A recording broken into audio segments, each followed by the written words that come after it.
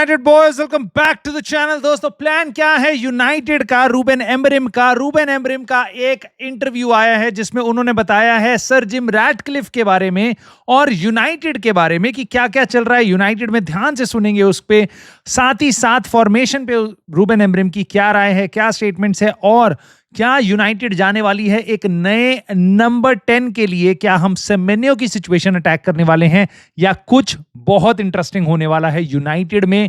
इस वीडियो में सब चीजों पे ध्यान देंगे, इंटरेस्टिंग लगेगी, शुरू से एंड तक जरूर देखना और प्लीज लाइक, सब्सक्राइब और हाइप करके आप सपोर्ट कर सकते हो इस छोटे से चैनल को। दोस्तों, कमेंट में अपने थॉट जरूर बताना क्योंकि मैं अब आपसे यहां पे बातें शुरू करने वाला हूं रोमानो ने जो बताया है उसके बारे में। ना, रोमानो ने आके अपडेट दी है यूनाइटेड और एडीएमी, करीम एडीएमी, जिसके बारे में हमने कुछ दिन पहले बात करी थी, रूमर्स आए थे और ये सुनने में आ रहा था यूनाइटेड उस प्लेयर के लिए जा सकती है और बात कर सकती है। बट रोमानो ने आके बताया है कि करीम एडीएमी जो एक विंगर है, नॉट अ स्ट्राइकर, विंगर है और वो खेलता है बोरुसिया डॉर्टमुंड के लिए। सो यूनाइटेड बोरुसिया डॉर्टमुंड के साथ, प्लेयर के एजेंट के साथ, किसी के साथ में भी कोई कॉन्टैक्ट नहीं बना रही है।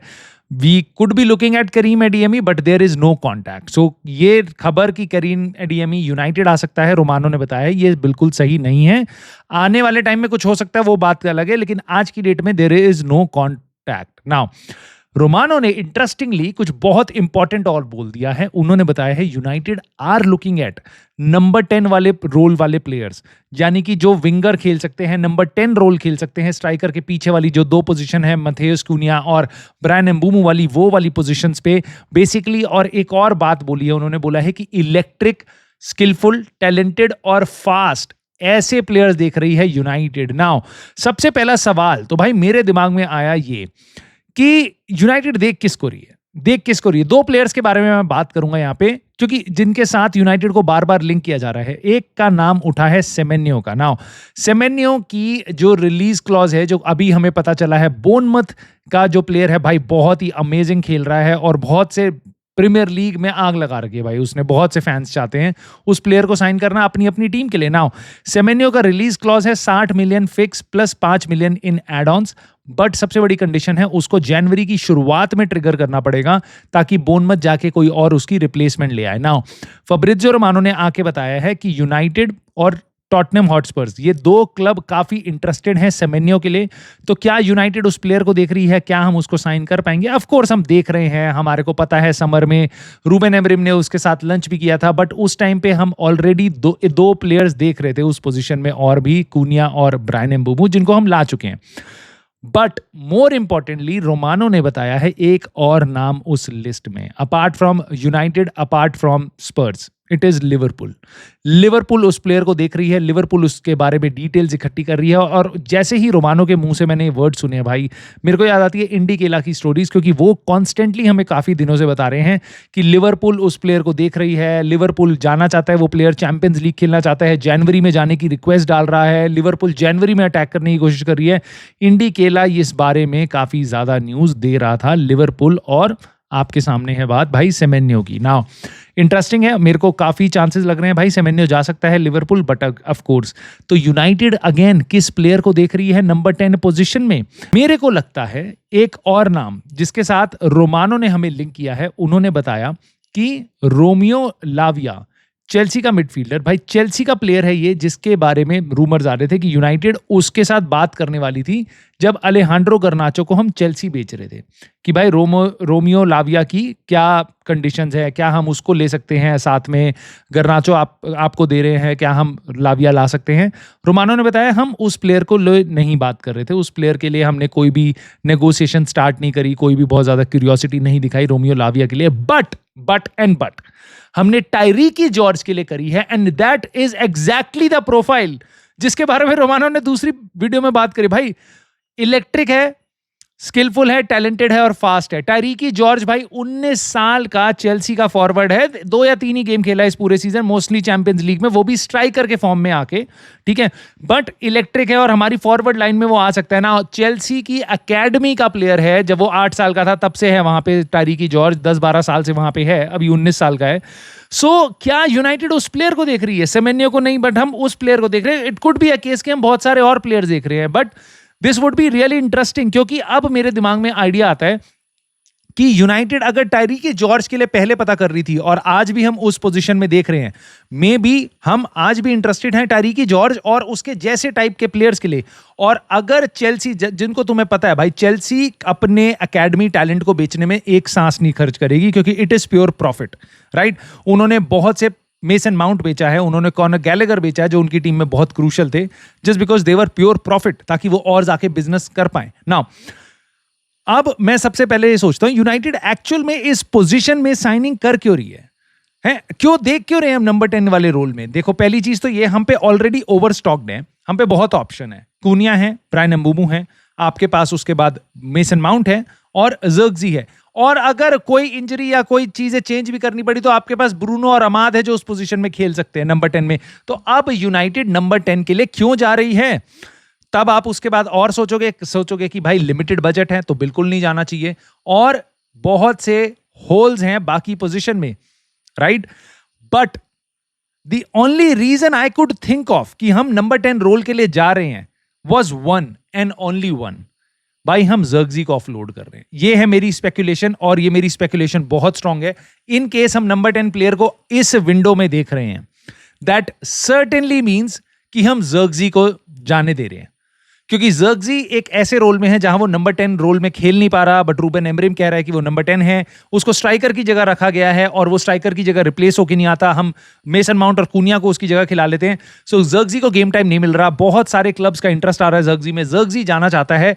I have a very strong feeling कि ज़र्क्ज़ी जाएगा, और इस कारण से हम देख रहे हैं नंबर 10 वाली पोजिशन। नाउ मिडफील्डर नंबर 10 अगर ज़र्क्ज़ी जाता है तो भाई ये बेयर मिनिमम हमारे लिए साइनिंग्स हैं। प्रॉबेबली हमें एक लेफ्ट विंग बैक भी चाहिए, जिसके बारे में पूरी जनता इस चैनल की बात कर रही है बार बार। But I am telling you this, अगर हम नंबर 10 पोजीशन के लिए जा रहे हैं, दैट समहाउ टेल्स मी कि ज़र्क्ज़ी इस जनवरी ट्रांसफर विंडो में पक्का ऑफलोड होने वाला है। खैर, अब मैं आपसे बात करूंगा रूबेन एमरिम ने क्या बोला है। बहुत ही शार्प बातें बोली है भाई उसने अपने इंटरव्यू में, उनको ध्यान से सुनना। उसने फॉर्मेशन के बारे में बताया, और ये उन लोगों के लिए जो उसकी फॉर्मेशन को काउंटर कर रहे थे, क्वेश्चन कर रहे थे जब यूनाइटेड जीत नहीं रही थी।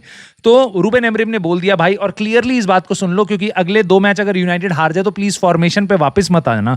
यही यूनाइटेड के स्क्वाड को लोग 4-3-3 की फॉर्मेशन में डाल के दिखाने लग गए थे, कहने लगे थे what can stop this team from winning the league, और 4-3-3 में सेटअप बैठा दिया था, और ओनली प्रॉब्लम वाज 3-4-3 का सेटअप। तो उस पे रूबेन एमरिम ने बताया भाई formation is not the problem, lack of intensity और मेन प्रॉब्लम है। और वो कह रहा है कि we really need to be very perfect in this league to win a lot of matches. अगर बहुत सारे गेम्स जीतने हैं तो हमें बहुत सारी चीजों में बहुत परफेक्ट होना पड़ेगा।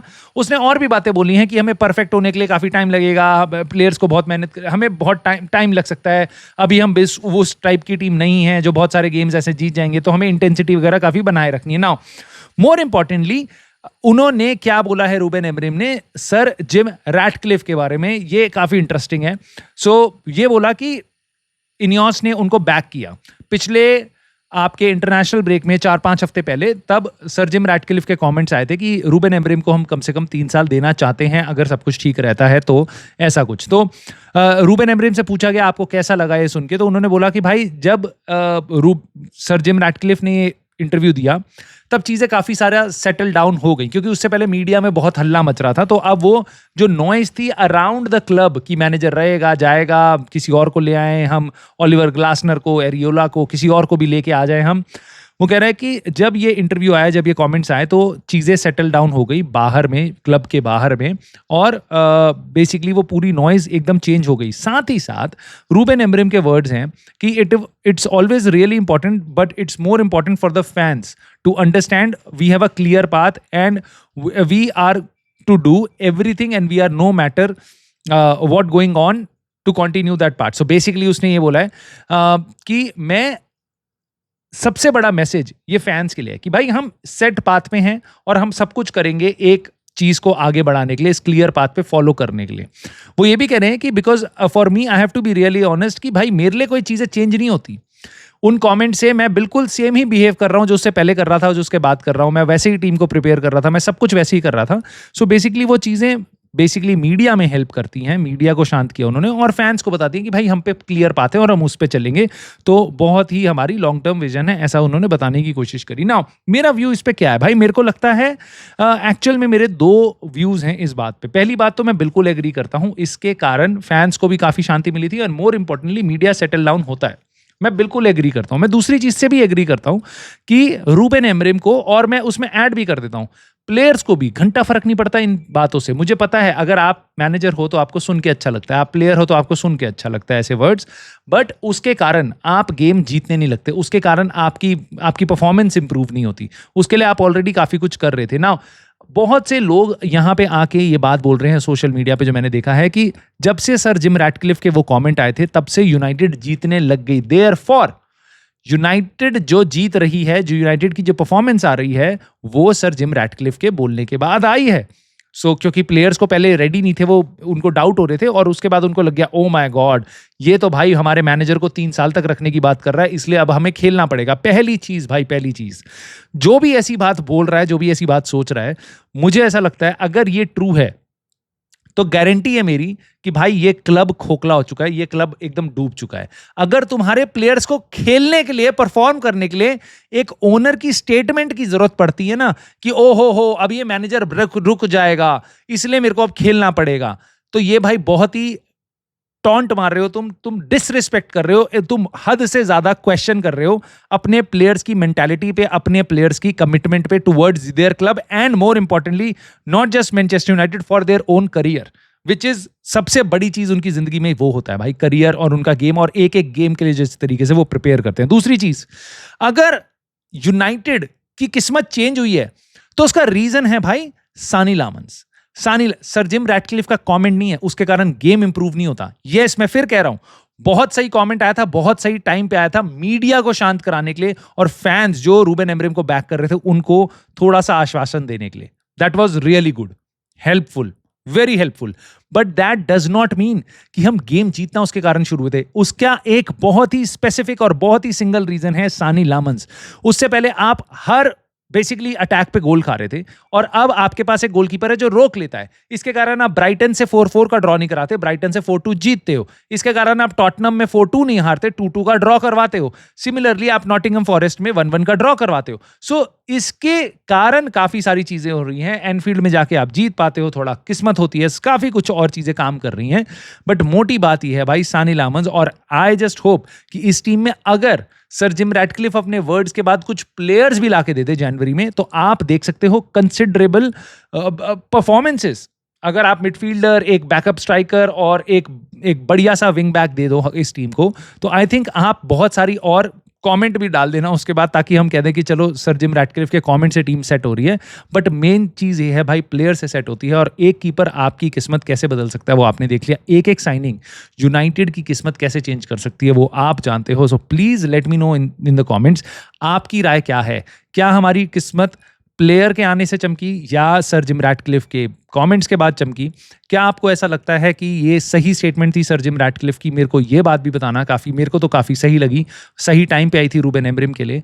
और यूनाइटेड को नंबर 10 पोजीशन में क्या अभी इन्वेस्ट करना चाहिए? और टायरिकी जॉर्ज इन केस ज़र्क्ज़ी जाता है तो क्या वो एक बेटर बैकअप हो सकता है? आपके मन में कोई और प्लेयर है? क्या सेमेन्यो है वो प्लेयर?